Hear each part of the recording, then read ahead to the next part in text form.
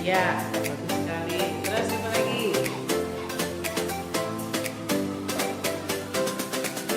Silakan. Ungkapkan.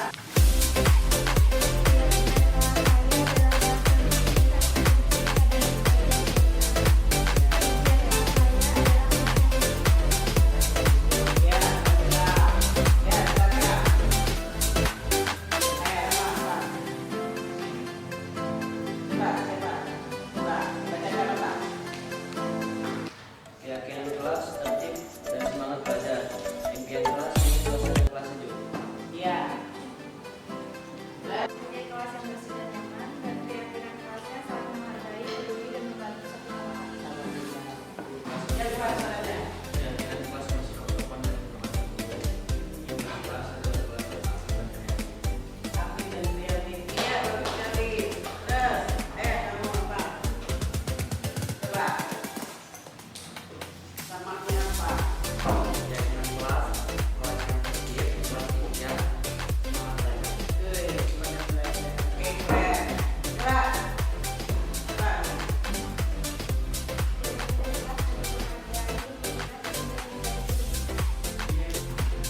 Keyakinan kelas rapi dan terpadu.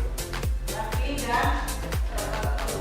Terus, Impian kelas aman, nyaman, dan bermanfaat. iya. Terus, apa lagi? Coba. Keyakinan kelas-kelas yang jika ada suatu acara ritual itu terkait lingkungan kelas bukan malah Ya. kelas impian adalah kelas yang aman, damai, tentram, dan kelas yang selalu menghargai satu sama lain. Oke, bagus sekali. Terus, coba. Kamu apa? Bacakan. Keyakinan kelas berkeyakinan tidak mengandalkan semangat dan saling menghargai pikiran bersih dan aman. Bersih dan nyaman. Oke. Terus, Keyakinan kelas selalu menghormati atau menghargai satu sama lain. Impian kelas rukun, damai, dan memiliki pergaulan yang baik. iya. Alhamdulillah bagus-bagus ya. Keyakinan kelas dan kelas siang. Ya, silakan dibuat ya. Di sini ditempelkan supaya nanti kita bisa baca sama-sama. Ya, silakan. Ya.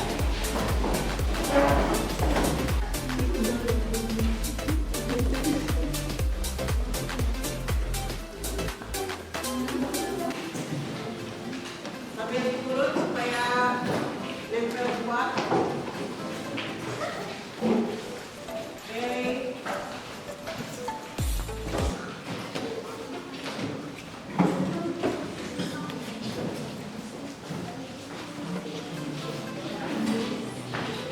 Ya. Ya. Bisa kita lihat keyakinan kelas dan kelas impian. Ibu mohon ada. Ya. Komunikasi dalam lingkungan kelas, bukan malah main ke kelas lain. Oh gitu ya. Oke. Terus. Menjaga kebersihan kelas, mengambil keputusan dengan musyawarah, senantiasa menghargai guru, contohnya dengan tidak tidur saat guru menjelaskan dan berkata dengan sopan. Ya, nanti kita simpulkan. Kemudian, Bekerja sama menjaga kebersihan kelas. Bertanggung jawab dalam mengerjakan tugas, piket, saling tolong-menolong antar teman, bersikap tenang saat jam pelajaran berlangsung. ya saya ini ke depan. Bacakan apa hasil yang kalian impikan di kelas ini. Impian kelas. Impian kelas saya adalah kelas yang sejuk. Oh ya. Impian kelas ini rukun, damai, dan memiliki pergaulan yang baik. Aman, nyaman, dan kompak. Suasana kelas yang sejuk. Selalu saling peduli, bersaudara, dan saling membantu, dan saling menghargai dan bersikap sopan. Ya. Kelas yang aktif dan kreatif. Oke. Hanya beberapa orang yang sama nanti akan kita buat kesimpulan, ya. Kemudian nanti akan kalian tempel, kalian bisa termotivasi dengan apa yang kalian inginkan. Itu kan kalian inginkan sendiri, ya. Mudah-mudahan apa yang kalian inginkan bisa tercapai lancar dan kita saling mengingatkan karena ini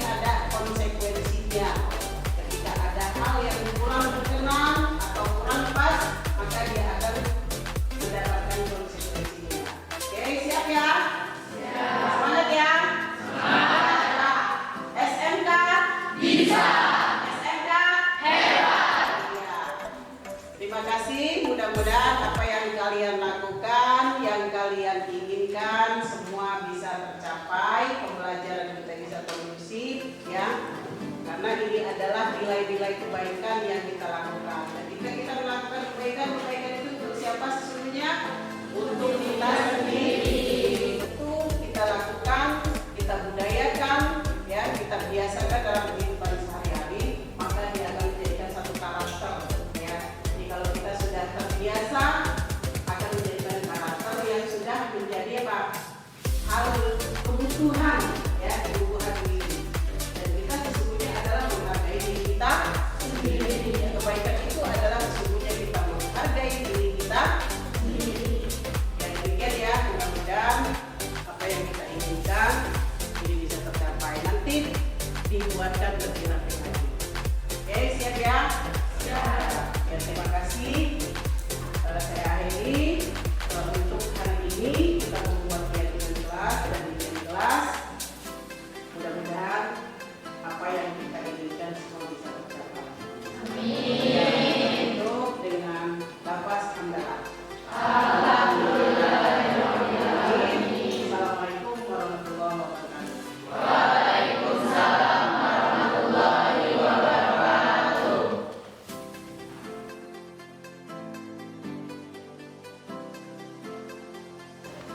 Bismillahirrahmanirrahim. Assalamualaikum warahmatullahi wabarakatuh. Selamat pagi, salam sejahtera untuk kita semua. Tabi'un. Yang terhormat Bapak Kepala Sekolah SMK Negeri 1 Talang Padang. Yang saya hormati Bapak Ibu Wakil Kepala Sekolah SMK Negeri 1 Talang Padang, serta seluruh Bapak Ibu Dewan Guru SMK Negeri 1 Talang Padang yang berbahagia. Acara diseminasi budaya positif di sekolah Jumat 20 Januari 2023 dimulai. Acara yang pertama pembukaan, acara yang kedua menyanyikan lagu Indonesia Raya, acara yang ketiga sambutan, acara yang keempat pemaparan materi, acara yang kelima doa, dan acara yang terakhir penutup. Untuk membuka acara ini, marilah kita buka dengan membaca lafaz basmalah. Bismillahirrahmanirrahim. Acara yang kedua menyanyikan lagu Indonesia Raya. Hadirin dimohon berdiri.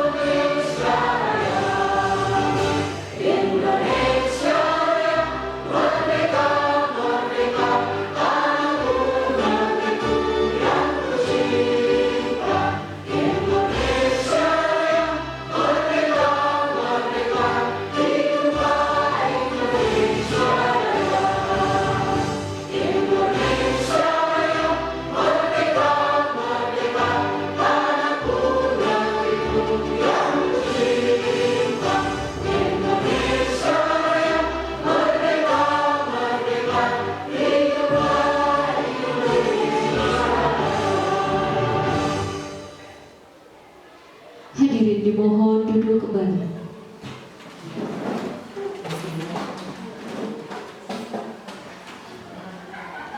Acara yang ketiga, sambutan, yang akan disampaikan oleh Bapak Jamnur Handi SPD FM selaku Kepala Sekolah SMK Negeri 1 Padang, sekaligus membuka acara secara resmi. Kepada Bapak, waktu dan tempat disilakan.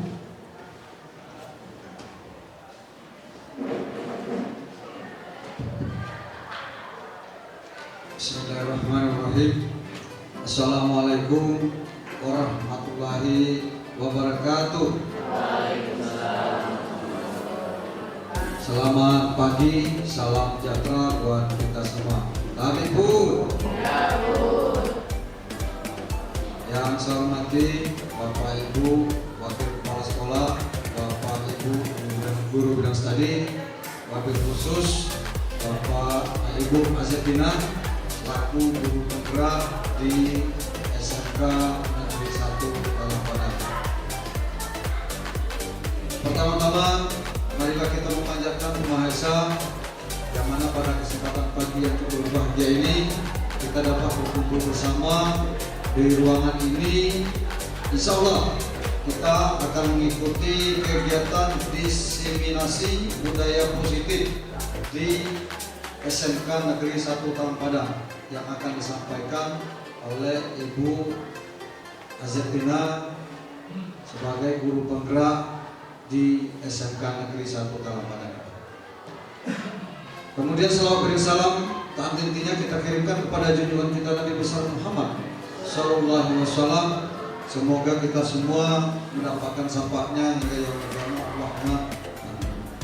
Bapak-bapak, Ibu sekalian peserta diseminasi budaya positif ini, dan saya sebagai kepala sekolah dan kita semua sangat mendukung adanya program yang dilaksanakan oleh guru penggerak.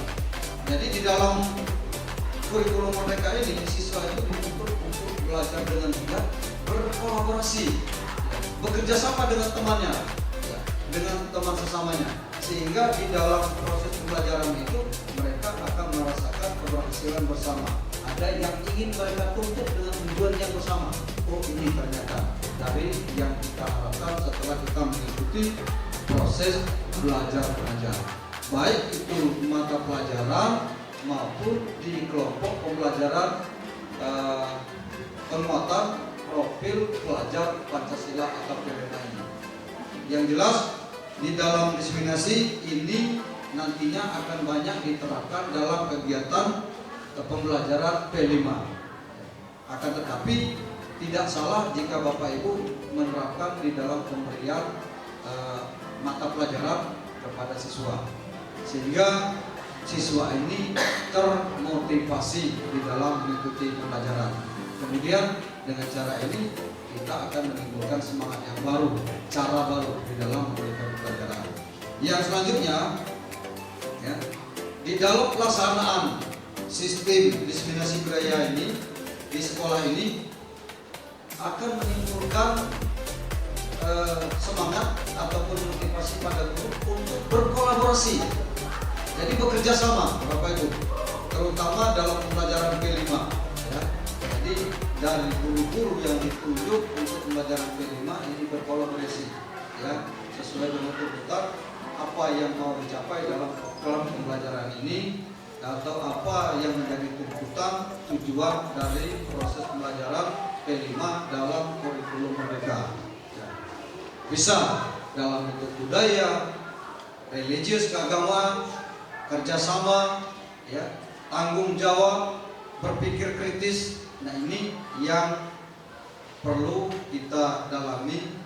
Jika kita kurang memahami, Bapak Ibu sekalian sebagai mata pelajaran bisa berkolaborasi dengan Bu Azetina sebagai guru penggerak dan di program P5 ini. Kemudian yang terakhir, saya harapkan kepada Bapak Ibu sekalian, mungkin yang belum mendaftarkan diri di guru penggerak ini bisa memotivasi Bapak Ibu sekalian untuk mengikuti program guru penggerak ini. Karena mengapa? Ke depan itu rencana mendidik pemerintah kita dalam dunia pendidikan itu untuk pencalonan diri sebagai kepala sekolah diambil dari guru penggerak, pengawas diambil dari guru penggerak, apalagi ketingkatan yang lebih tinggi. Artinya program pemerintah dalam pencanangan guru penggerak ini akan dibiarkan, mengharapkan kita dapat terpacu, termotivasi untuk mengikuti kegiatan guru penggerak ini. walaupun kegiatannya ya cukup sibuk, akan tetapi dapat menambah skill kita, pengetahuan kita, pengalaman kita di dalam memberikan proses belajar mengajar sekolah. Mungkin itu Bapak Ibu yang dapat saya sampaikan. Selamat mengikuti kegiatan diseminasi budaya positif di sekolah yang akan disampaikan oleh Ibu Azetina pada hari ini. Baik Bapak Ibu, dengan mengucapkan Bismillahirrahmanirrahim, kegiatan diseminasi budaya positif di sekolah SMK Negeri 1 Talang Padang saya nyatakan resmi dibuka. Sekian dan terima kasih. Saya akhiri, wabillahi taufiq wal hidayah. Assalamualaikum warahmatullahi wabarakatuh. Terima kasih Bapak atas sambutannya. Bapak Ibu, kegiatan ini bertujuan untuk menginformasikan praktik baik untuk guru-guru dan meningkatkan kompetensi pembelajaran yang berada di kelas. Kegiatan ini juga merupakan salah satu program dari Kementerian Pendidikan dan Kebudayaan, Riset dan Teknologi Balai Guru Penggerak Provinsi Lampung yang berada di SMK Negeri 1 Talang Padang. Dan Ibu Azetina ini merupakan salah satu yang mengikuti program pendidikan guru penggerak angkatan 7. Baik, langsung saja ke acara inti pada hari ini, yaitu pemaparan materi yang akan disampaikan oleh Ibu Azetina MPDI. Kepada Ibu, waktu dan tempat disilakan.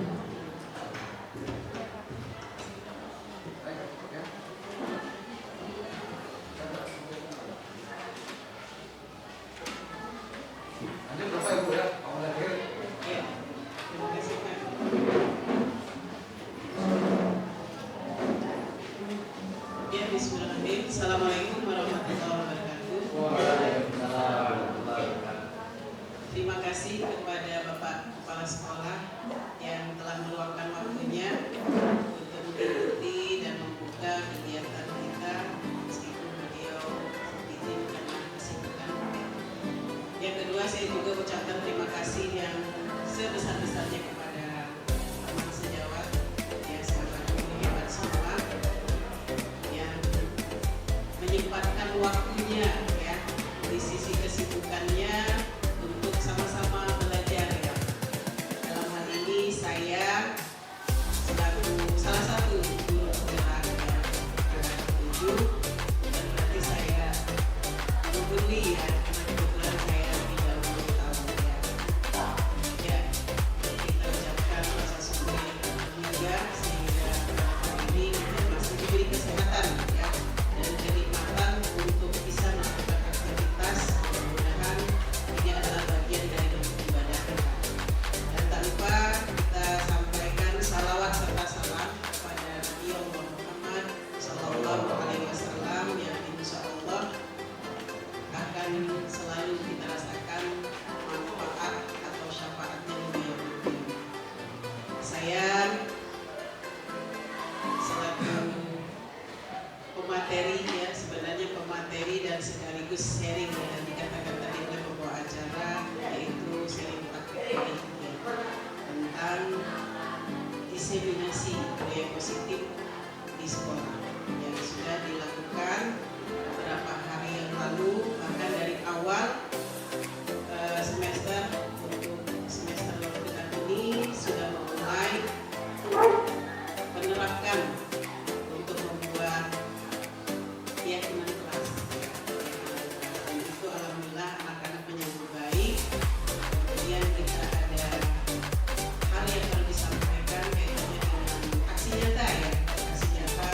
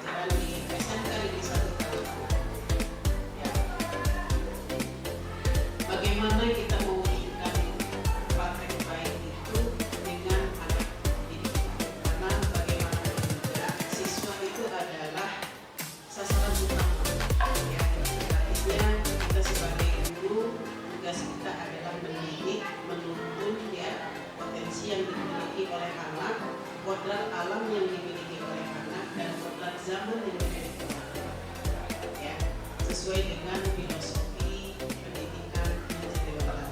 Bahwa anak itu seperti apa? Anak kita itu seperti kita ini dulu ini seperti petani. Jadi bagaimana kita merawat, menuntun sehingga kita nanti akan memanen ya, hasilnya dengan baik.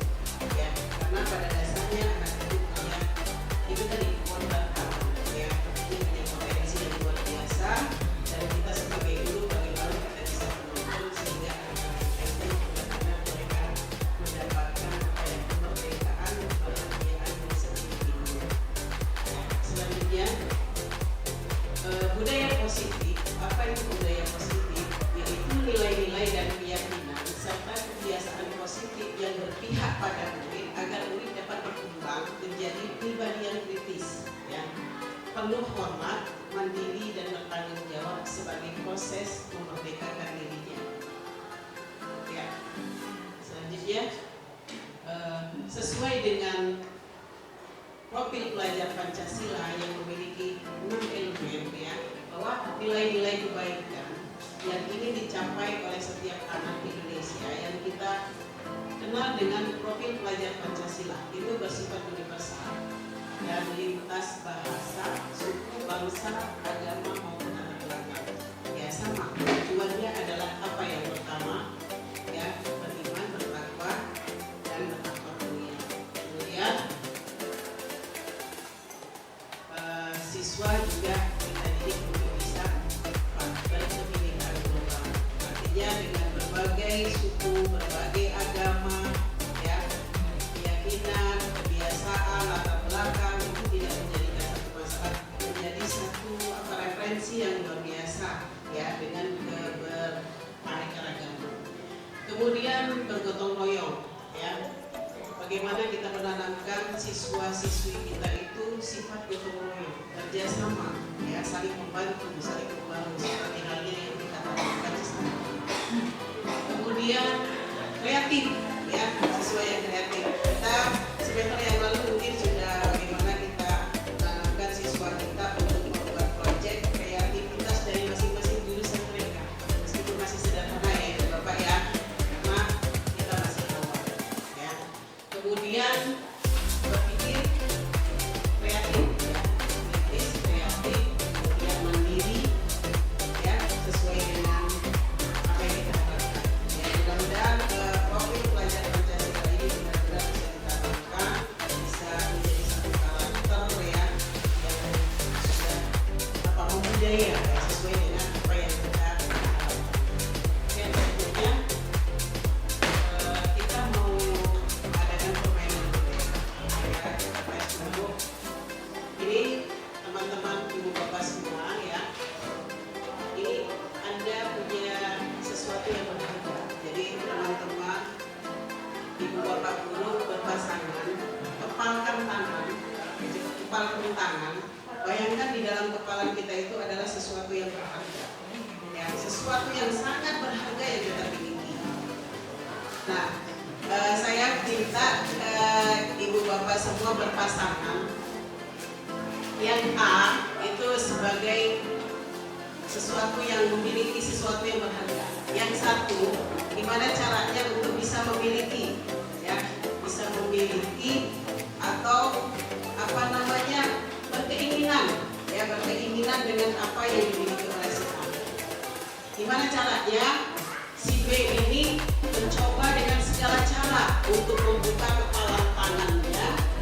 Kemudian yang B ini membujuk, bisa menghardik atau mengintimidasi, memarahi, menggoda, menggelitik, bahkan menawari hal apa yang kira-kira supaya si A ini mau berbagi, mau membuka kepala tangannya. Silakan.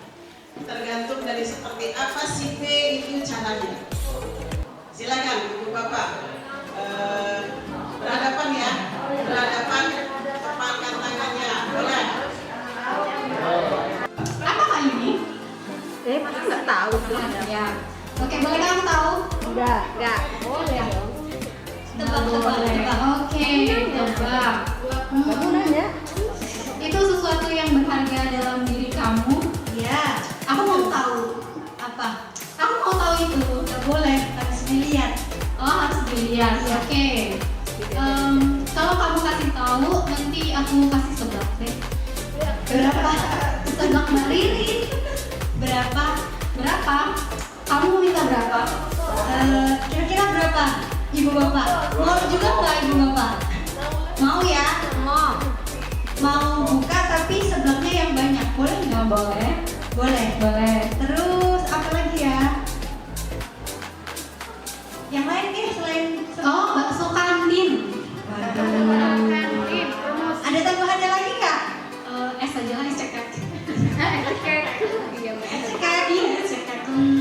Boleh deh, tapi ngintip aja ya. Oh, ngintip. Iya. Boleh nggak kalau ngintip aja?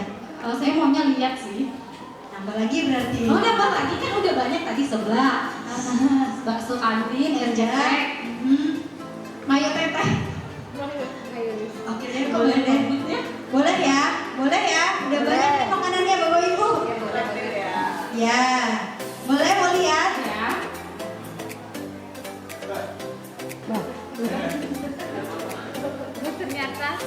Ternyata diberikan ya. Oke, udah tahu. Berbagi ya. Bisa.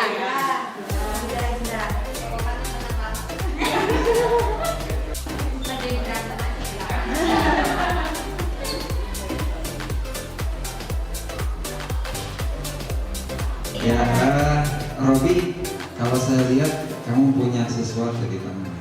Bapak so tahu. Iya. Tadi saya nggak sengaja lihat sih sebenarnya, tapi masih penasaran itu apa. Lihat di mana Pak? Yang mana? Tadi saya lewat aja sih, tapi lihat Robi kayaknya serius banget menjaganya gitu loh. Iya. Kalau boleh tahu apa sih itu, Dik? Yang di mana Pak? Itu yang dikepal sama Robi. Oh, yang di kepala. Nggak mau. Gini aja deh. Nggak boleh. Kalau Robi kasih tahu itu, saya juga kasih tahu rahasia saya. Wah, saya lelaki misterius, saya banyak rahasia. Kira-kira rahasianya apa Pak? Jadi saya nanya. Oh iya, rahasianya yang level rendah, tinggi, Pak, sedang. Semuanya Pak. Wah, semuanya. Berarti itu yang ada di tangan Robi sesuatu yang sangat berharga yang perlu dijaga ya. Iya Pak, ini adalah suatu pemberian dari seseorang Pak. Saya dapat inisial tuh, artinya kan saya bisa nebak ini. Iya Oh Pak. iya. Boleh saya tebak? Boleh Pak. Oh iya. Boleh gitu Bu ya. Iya, boleh. Cari tahu ya. Cari informasi. Ya, kayaknya itu dari seseorang wanita ya. Kok Bapak tahu Pak? Wah. Ini berharga sekali Pak. Oke. Untuk menjaga, sebenarnya rahasia saya menjaga persahabatan kita. Ya.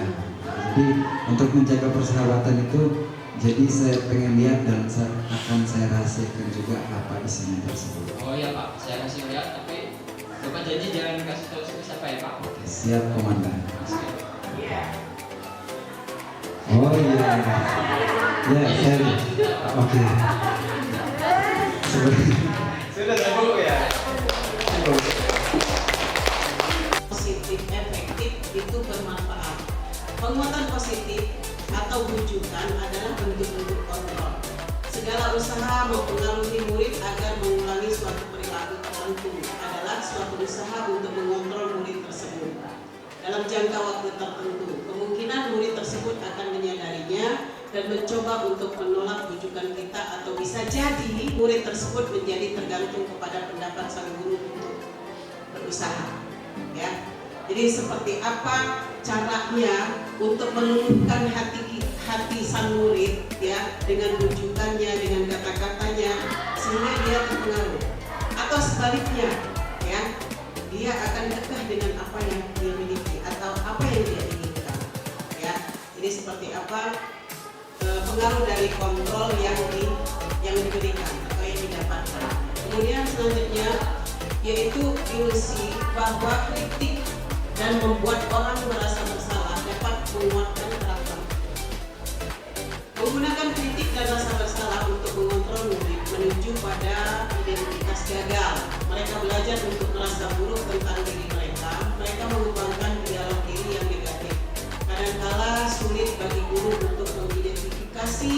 bahwa mereka sedang melakukan perilaku ini. Karena seringkali guru itu cukup menggunakan suara yang halus untuk menyampaikan problematik. Ya, artinya bagaimana caranya benar-benar anak itu menyadari dengan bahasa kita yang halus. Mungkin ada trik-trik tersendiri gitu, sehingga tersentuh. Ya, seperti tadi kan, apa sih kepentingannya? Apa sih yang saya lakukan, yang saya inginkan ketika saya memberikan, ketika saya menyampaikan sesuatu yang saya rasakan. Ya, selanjutnya ilusi bahwa orang dewasa itu memiliki hak untuk memaksa. Banyak orang dewasa yang percaya bahwa mereka memiliki tanggung jawab untuk membuat murid-murid berbuat hal-hal tertentu. Apapun yang dilakukan dapat diterima selama ada sebuah kemajuan berdasarkan sebuah pengukuran kinerja. Pada saat itu pula orang dewasa akan menyadari bahwa perilaku memaksa tidak akan efektif untuk jangka waktu yang panjang dan sebuah hubungan permusuhan akan terbentuk.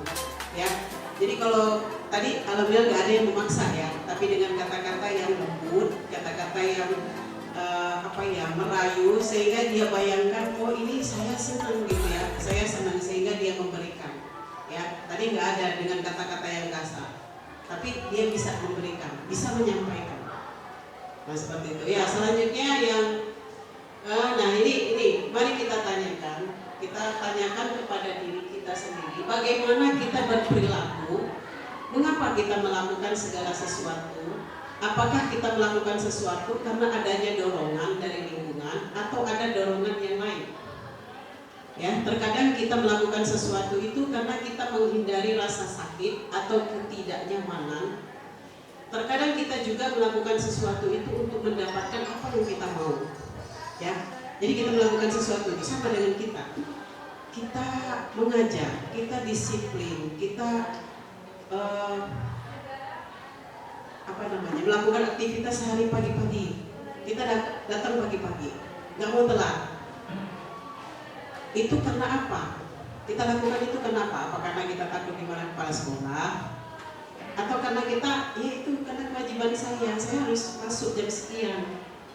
Kita itu kalau terlambat kita malunya dengan siapa? Dengan murid, atau dengan kepala sekolah, atau kita ditegur, atau dengan teman.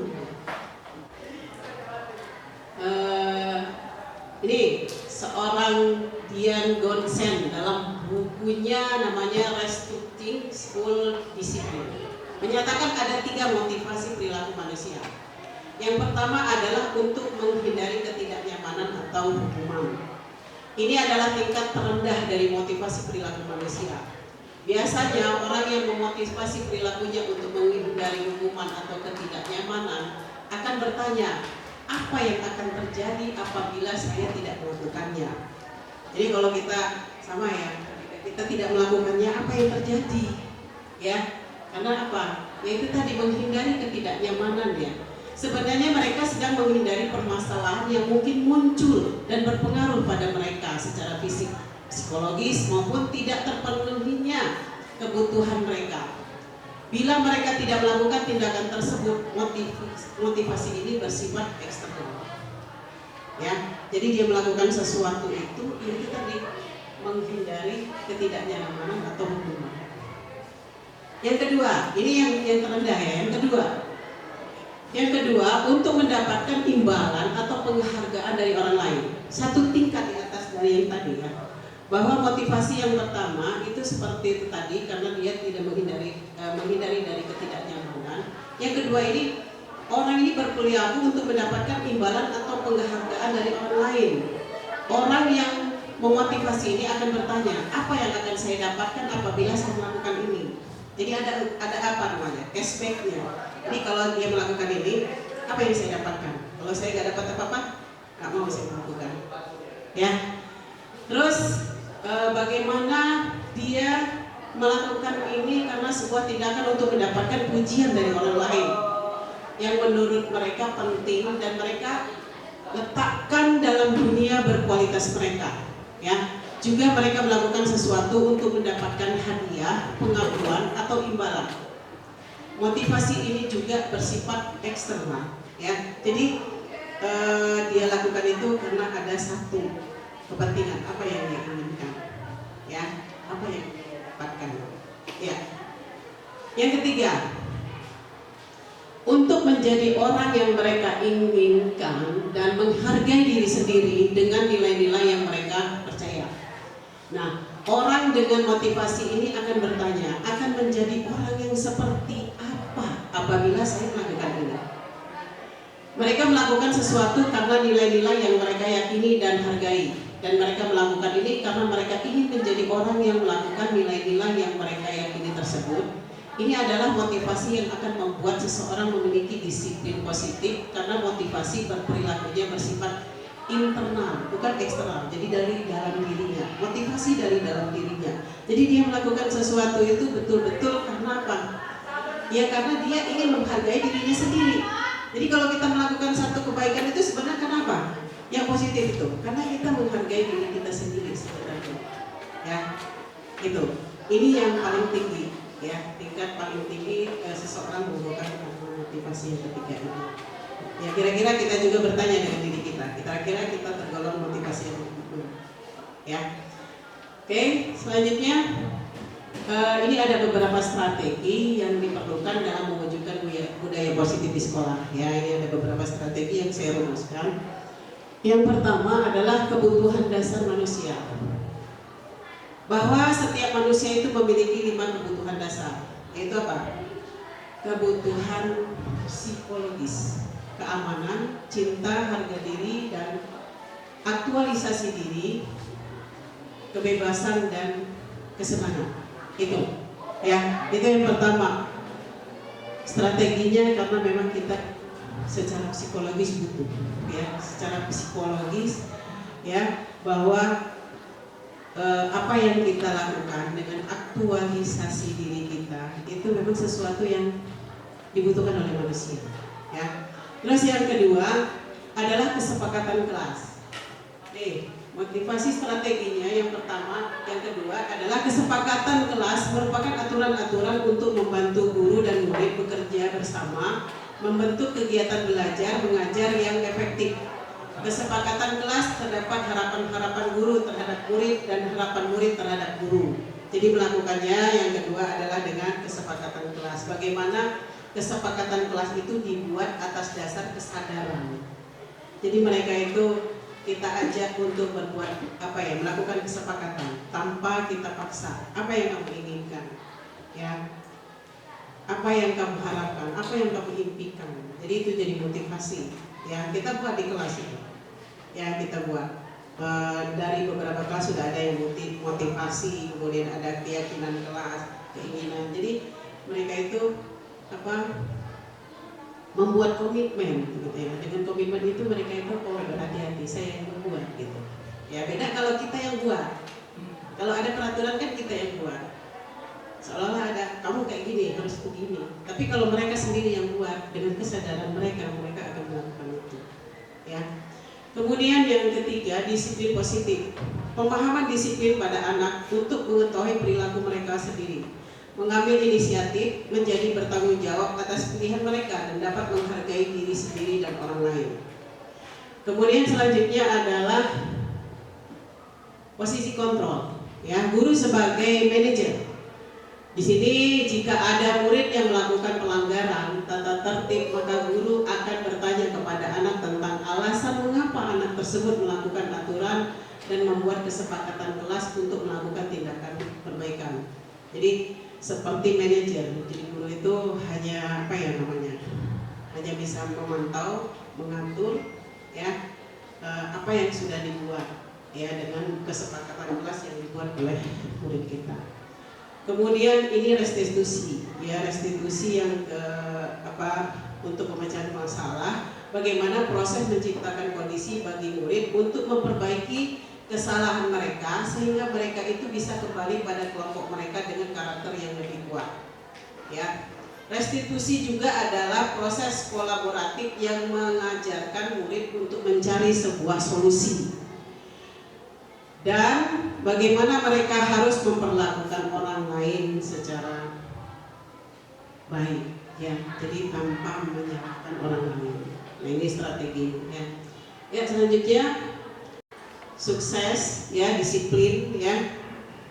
Nah ini bisa sedikit saya bacakan lagi bahwa identitas gagal itu di sini adalah hukuman. Murid atau anak belajar menyembunyikan kesalahan. Anak-anak kalau dia salah, kalau nggak kita panggil dia bisa kadang-kadang lari ya. Kadang-kadang udah kita ajak, tapi dia malah lari gitu.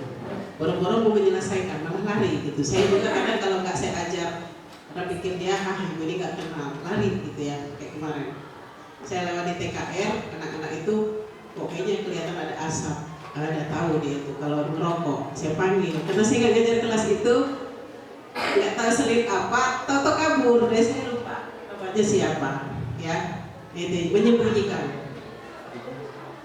Kemudian identitas suksesnya disiplin, konsekuensi, dan restitusi. Nah contoh ya, apa konsekuensi nilai disiplin?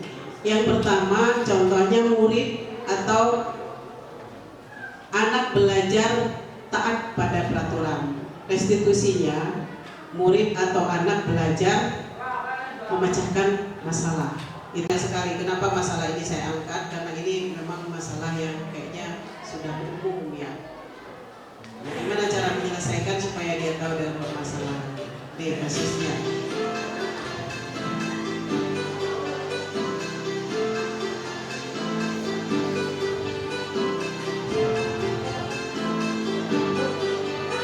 Menstabilkan identitas, kemudian memotivasi tindakan keras.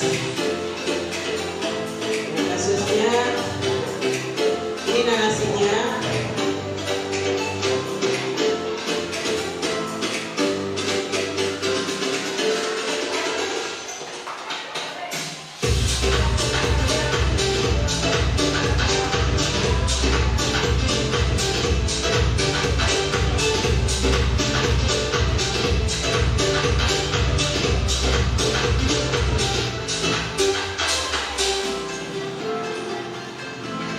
Ini sudah terakhir mau bertugas, dia masih bingung ya. Dengan banyaknya tugas sampai bingung dia mana tugas yang mau dia kerjakan dulu. Ya. Ini contoh kasus bagaimana tugas banyak, pas ngerjain cuma gitu banget terus.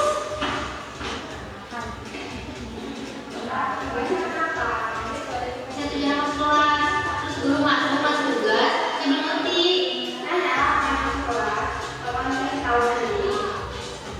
Yaudah nanti nanya.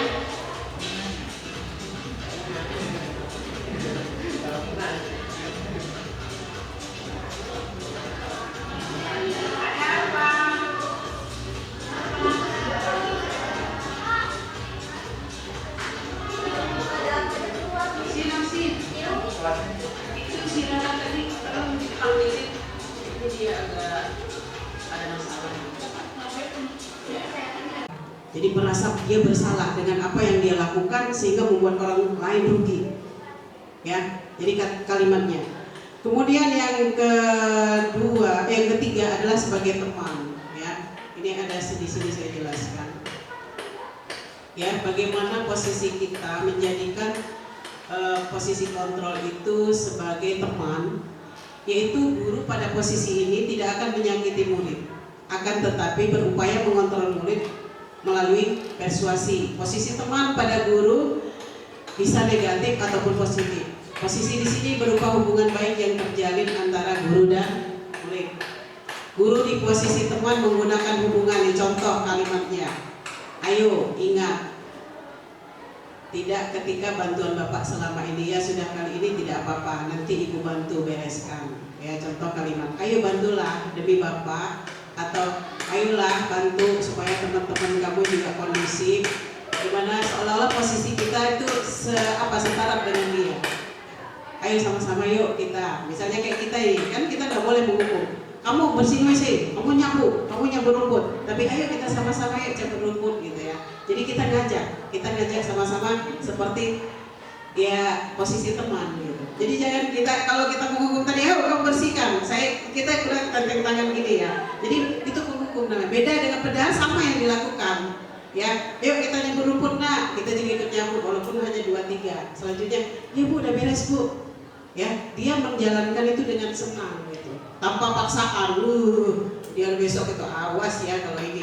Tidak ya, itu peran kita tadi sebagai teman.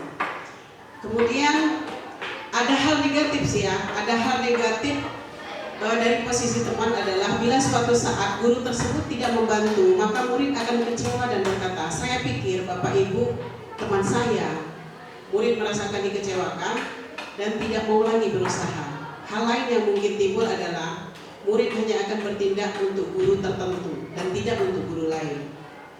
Ya, murid akan tergantung pada guru tersebut. Ini kalau kelemahannya ketika kita berposisi sebagai teman. Kemudian pemantau, ya, posisi kontrol pemantau. Memantau berarti mengawasi. Posisi pemantau berdasarkan pada peraturan-peraturan dan konsekuensi. Dengan menggunakan sanksi atau konsekuensi, kita dapat memisahkan hubungan pribadi kita dengan murid sebagai seorang yang menjalankan posisi pemantau. Pertanyaan yang diajukan seorang pemantau, contoh, peraturannya apa? Kan kita tadi udah buat deh, keyakinan kelas. Keyakinan kelas yang pernah kamu buat itu apa? Misalnya seperti dia tadi itu, tidak mengumpulkan tugas pada waktunya, ya kan? Akhirnya dia ingat, oh iya Bu, saya nggak disiplin. Gitu. Tanya sama dia, apa yang telah kamu lakukan? Kayak kemarin, kenapa kamu telat? Kamu kenapa lo telat? Ya, kamu besok jangan telat lagi ya. Awas kamu kalau besok telat, ngancem gitu. Anak itu marah dia. Kamu telat, bangun kesiangan Bu. Kayak kemarin, kenapa kamu kesiangan? Kemarin kesiangan nggak? Enggak. Gimana caranya supaya nggak kesiangan? Gitu ya. Jadi sanksi konsekuensinya apa? Kalau kamu udah melakukan itu, konsekuensinya apa setelah kita melakukan keyakinan kelas itu? Oh iya Bu, saya harus melakukan disiplin. Saya harus berusaha untuk tidak bangun kesiangan, ya. Terus dan lain-lain, ya. Terus sanksi ini konsekuensinya ya seorang pemantau sangat mengandalkan perhitungan, catatan, data yang dapat digunakan sebagai bukti atas perilaku seseorang. Posisi ini akan menggunakan stiker strip catatan daftar cek. Posisi pemantau sendiri berasal dari teori stimulus respon yang menunjukkan tanggung jawab guru dalam mengontrol murid. Ya bagaimanapun juga seorang guru itu adalah sebagai pengontrol murid.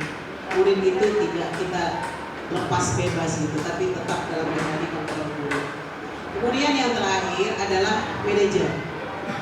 Posisi terakhir manajer adalah posisi di mana guru berbuat sesuatu bersama dengan murid, mempersilahkan murid mempertanggungjawabkan perilakunya, mendukung murid agar dapat menemukan solusi atas permasalahannya sendiri. Ya seperti tadi peran manajer, kamu sebenarnya kenapa loh kok kamu seperti itu? Iya Bu, karena saya sibuk dengan aktivitas saya sehingga saya itu mengabaikan tugas-tugas itu. Terus gimana mau kamu? Apa memang mau kamu gitu? Enggak Bu. Terus supaya nggak seperti itu lagi gimana? Apa yang kamu lakukan? Akhirnya dia menemukan solusi dari permasalahannya sendiri. Ya. Jadi kita tanya seperti itu. Karena anak-anak kita itu ya anak-anak yang dewasa, sebenarnya anak-anak yang cerdas. Ya, tapi karena ada mungkin hal-hal lain yang membuat dia berlaku seperti itu. Ya. Ya, jadi tugas seorang guru bukan untuk mengatur perilaku seseorang. Kita membimbing murid untuk dapat mengatur dirinya. Seorang manajer bukannya memisahkan murid dari kelompoknya, tapi mengembalikan murid tersebut ke kelompoknya dengan lebih baik dan lebih kuat. Jadi seperti itu ya. Jadi kita jangan memisahkan ini anak-anak yang badung, ini anak-anak yang ini enggak. Tapi bagaimana dia bisa membawa semuanya. Seperti kemarin ada anak TKJ, jadi dia suka bermain dengan anak TSM. Bahkan katanya dia kemarin pakai seragam bukan seragam jurusan dia. Saya tanya, kenapa kamu mau pindah jurusan lain? Enggak Bu. Kenapa? Pengen aja. Ya udah pindah jurusan aja. Enggak Bu. Terus sekarang gimana? Enggak, saya tetap di jurusan ini. Sekarang betah enggak dengan teman-teman satu jurusan? Iya Bu, betah. Ya itu prosesnya memang harus sabar ya. Guru itu harus benar-benar bisa mengembalikannya pada posisinya sehingga dia kuat, nggak lemah gitu. Kamu nanti nggak naik kelas, kamu nggak ini, kamu ini, nah itu udah menyalahkan. Jadi dia nanti down gitu ya. Ya seperti itu ya. Ini beberapa contoh Kemudian ciri-ciri restitusi yang membedakannya dengan program disiplin lainnya. Restitusi itu bukan untuk menebus kesalahan, namun untuk belajar dari kesalahan. Ya, jadi kesalahan itu adalah satu pembelajaran. Restitusi memperbaiki hubungan. Ya, restitusi adalah tawaran, bukan paksaan. Tawaran. Terus kamu kalau kayak gitu gimana? Misalnya kalau seandainya begini, kamu bangun nggak terlalu siang, kira-kira gimana? Bisa nggak? Oh bisa Bu, besok saya coba. Ya, jadi kita memberikan tawaran-tawaran atau solusi dengan apa yang telah dia lakukan, ya, yang kesalahan sehingga bisa diperbaiki. Restitusi itu menuntun untuk melihat ke dalam diri, ya. Karena kita dulu juga seperti itu, seperti tadi, ibu juga dulu kayak gitu Luna, bangun kesiangan, terlambat gitu, ya. Tapi karena menyadari betapa pentingnya itu, akhirnya ngatur waktu gitu. Jadi kita seolah-olah memang benar-benar nuntun dia, dan kita juga mantan juga seperti itu. Tapi sekarang ibu bapak udah menyadari kesalahan itu, ya.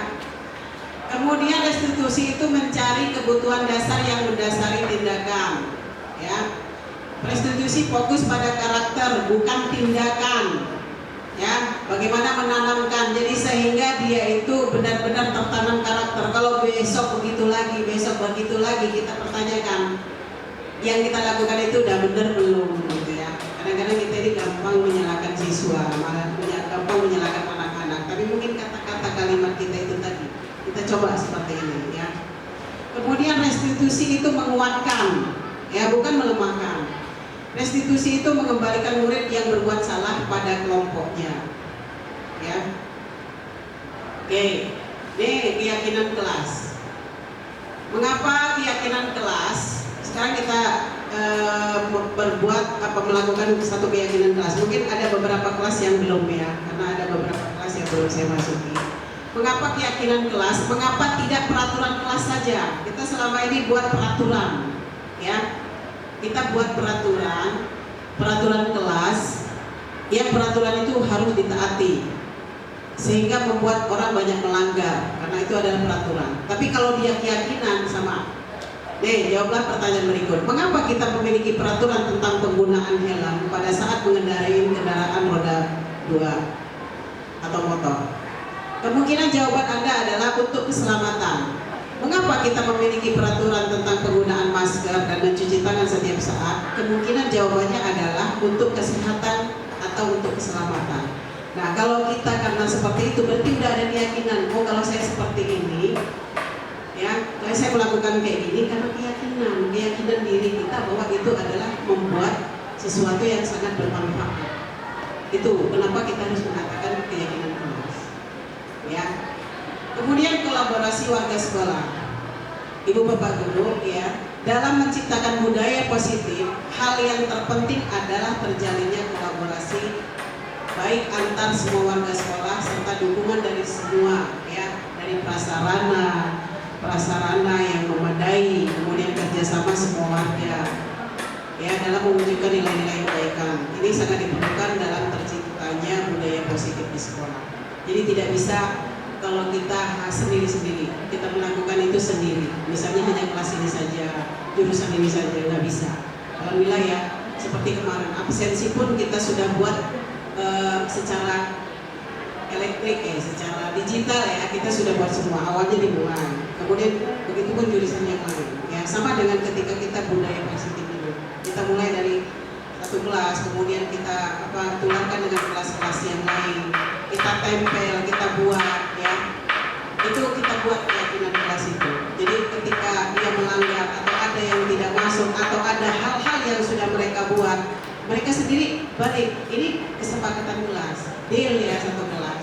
Nah, ketika ada melanggar atau tidak dilakukan, apa keyakinan kelas yang sudah kamu buat? Jadi kembali dengan apa yang kita buat bersama dengan berkolaborasi bersama anak-anak didik kita. Jadi seperti itu, ya.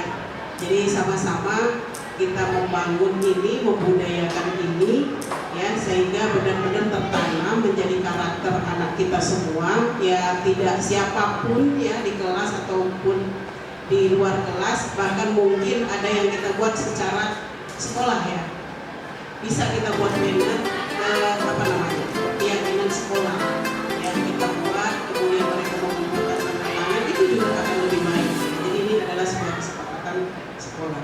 Ini akan memudahkan, membantu kita, terutama waktu kesiswaan yang luar biasa dengan kita ya, dengan kolaborasi ini dengan kebersamaan kita.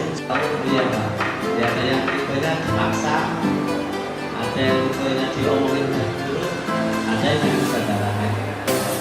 Dan beberapa macam teror banyak ya, karena sesuatu itu harus dipaksa dulu. Dia akan merasa terpaksa, dia akan terbiasa. Itu ada juga teori seperti itu. Nah ini cocok untuk anak-anak yang di sebagian besar di kita gitu. Dia harus dipaksa dulu, baru nanti dia akan terpaksa dan terbiasa. Ini yang memang kita bersama ya.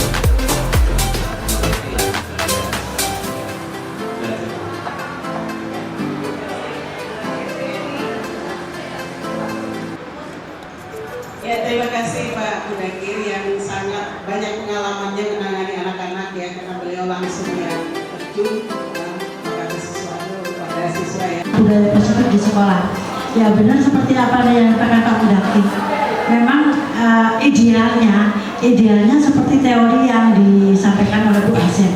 Tapi ya sekali lagi, memang kadang kita lihat kondisi anak kita. Ya disesuaikan dengan kondisi anak. Ya, anak kita memang kadang ya memang harus pakai istilahnya dikerasi dikit ya Pak ya. Dikerasin aja kadang masih tidak nurut ya.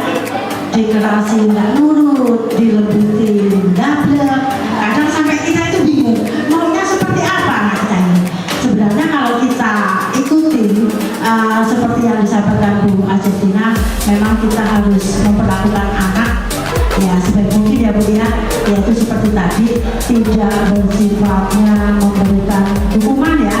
Nah itu seperti itu. Cuman ya sekali lagi ya teorinya bagus sekali Bu ya, idealnya memang harus seperti itu. Cuman ya itu tadi mudah-mudahan nanti ini bisa kita terapkan anak-anak kita dengan kita memberikan kelembutan ya, anak-anak kita menjadi tersentuh. Cuman ya itu tadi sekali lagi karena bermacam-macam sih ya sifat anak kan ya Bu ya. Ada yang berangkat dari Kalau keyakinan kelas gimana Bu? Dengan keyakinan kelasnya? Kalau untuk keyakinan kelas ya, karena saya itu hanya kelasnya di akuntansi sih Bu.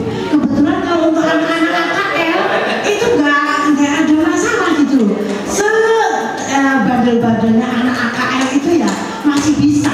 Cuman kalau mungkin di kelas yang teknik ya, TBSN, TKMO, kadang saya lewat itu, waduh luar biasa.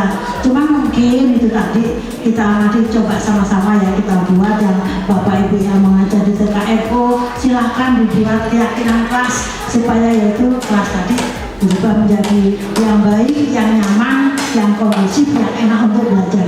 Ya, tapi kalau saya karena saya tidak punya pengalaman di kelas lain selain di AKL, jadi saya nggak pernah menemukan masalah. Apalagi AKL kelas 12 terus. Kalau kelas 12 itu kan sudah enak gitu loh. Kalau kelas 10 masih malu-malu, belum kenal lingkungan.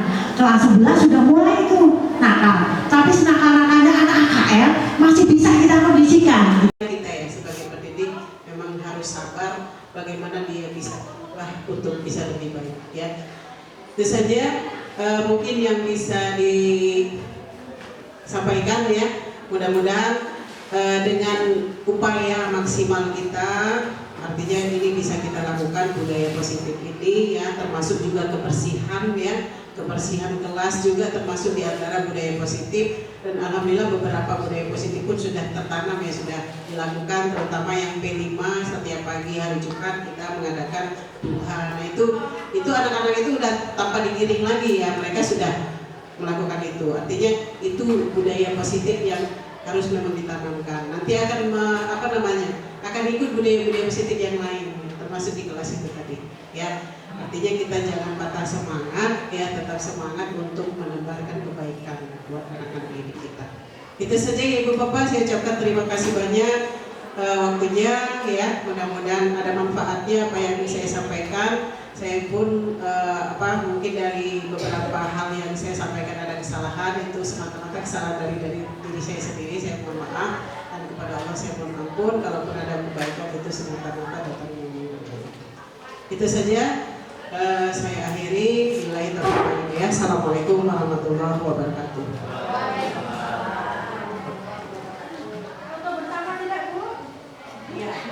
Ibu Azetina selaku calon guru penggerak. Acara selanjutnya yaitu doa yang akan dipimpin oleh Bapak Deki Juwansyah SPDI. Kepada Bapak waktu dan tempat disilakan.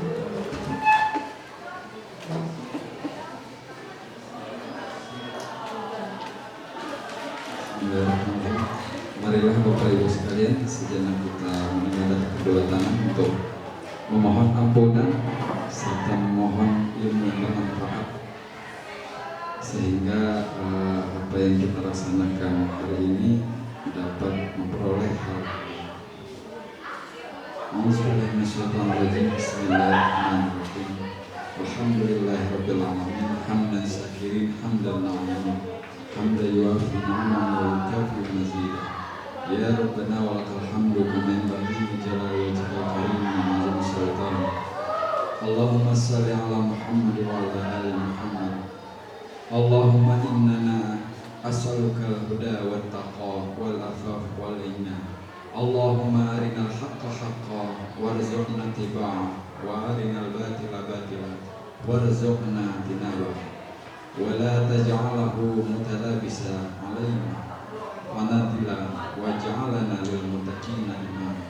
Allahumma inna nas'aluka ilman nafi'an wa rizqan thayyiban wa amalan mutaqabbala. Rabbana atina min ladunka rahmah wa hayyi lana min amrina rashada. Rabbana amanna faghfir lana warhamna wa anta khairur rahimin. Rabbana zalamna anfusana wa illam taghfir lana wa tarhamna lanakunanna minal khasirin. Rabbana atina fid dunya hasanah wa fil akhirati hasanah wa qina adzabannar. Walhamdulillahi rabbil alamin. Assalamualaikum warahmatullahi wabarakatuh.